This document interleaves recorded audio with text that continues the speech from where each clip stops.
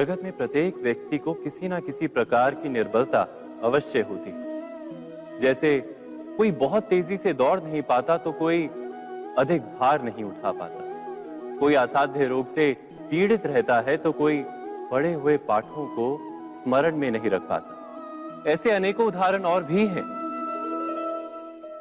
क्या आप किसी ऐसे व्यक्ति को जानते हैं जिसे सब कुछ प्राप्त हो और हम जीवन की उस एक निर्बलता को जीवन का केंद्र मानकर जीते हैं? इस कारणवश हृदय में दुख और असंतोष रहता है सदा। निर्बलता मनुष्य को जन्म से अथवा संजोग से प्राप्त होती है, किंतु उस निर्बलता को मनुष्य का मन अपनी मर्यादा बना लेता है। किंतु कुछ व्यक्ति ऐसे भी होते हैं जो अपने पुरुषार्थ और श्रम से उस निर्बलता को पराजित कर देते हैं। क्या भेद है उनमें और अन्य लोगों में? क्या आपने कभी विचार किया है? सरल सा उत्तर है इसका। जो व्यक्ति निर्बलता से पराजित नहीं होता, जो पुरुषार्थ करने का साहस रखता है हृदय में, वो निर्बलता को पार कर जाता है। अर्थात निर्बलता अवश्य ईश्वर देता है, किंतु मर्यादा मनुष्य का मन ही निर्मित करता है। स्वयं विचार कीजिए।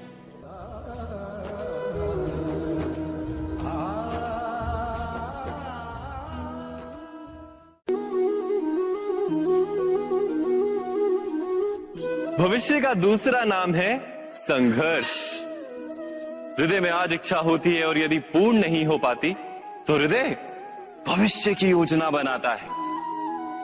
भविष्य में इच्छा पूर्ण होगी ऐसी कल्पना करता रहता है, किंतु जीवन ना तो भविष्य में है ना अतीत में।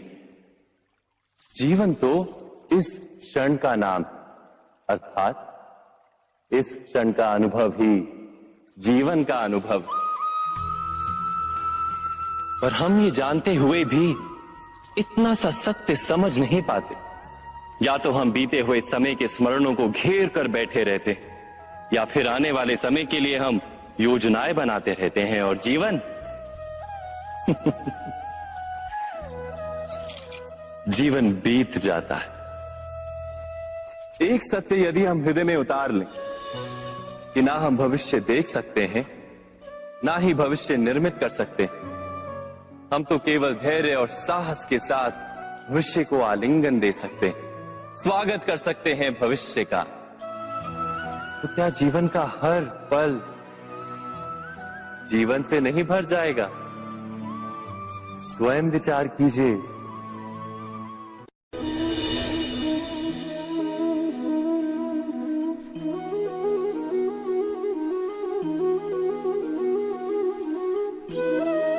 ज्ञान प्राप्ति सदा ही समर्पण से होती है, ये हम सब जानते हैं। किंतु समर्पण का वास्तविक महत्व क्या है?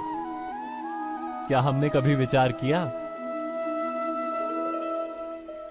मनुष्य का मन सदा ही ज्ञान प्राप्ति में विभिन्न बाधाओं को उत्पन्न करता है। कभी किसी अन्य विद्यार्थी से ईर्ष्या हो जाती है, कभी पढ़ाए हुए पाठों पर संदेह जन्मता है और कभी गुरु द्वारा दिया गया दंड मन को अहंकार से भर देता है। नहीं, क्या ऐसा नहीं होता? न जाने कैसे कैसे विचार मन को भटकाते हैं और मन की इसी अयोग्य स्थिति के कारण हम ज्ञान प्राप्त नहीं कर पाते। मन की योग्य स्थिति केवल समर्पण से निर्मित होती है। समर्पण मनुष्य के अहंकार का नाश करता है, ईर्ष्या, महत्वाकांक्षा आदि भावनाओं को दूर कर हृदय को शांत करता है और मन को एकाग्र करता है। वास्तव में ईश्वर की सृष्टि में ना ज्ञान की मर्यादा है ना ज्ञानियों की। गुरु दत्तात्रेय ने तो गाय और श्वान से भी ज्ञान प्राप्त कर लिया था। अर्थात विषय ब्रह्म ज्ञान का हो या जीवन के ज्ञान का या गुरुकुल में प्राप्त होने वाले ज्ञान का, उसकी प्राप्ति के लिए गुरु से अधिक महत्व है उस गुरु के प्रति हमारा समर्पण। क्या ये सत्य नहीं?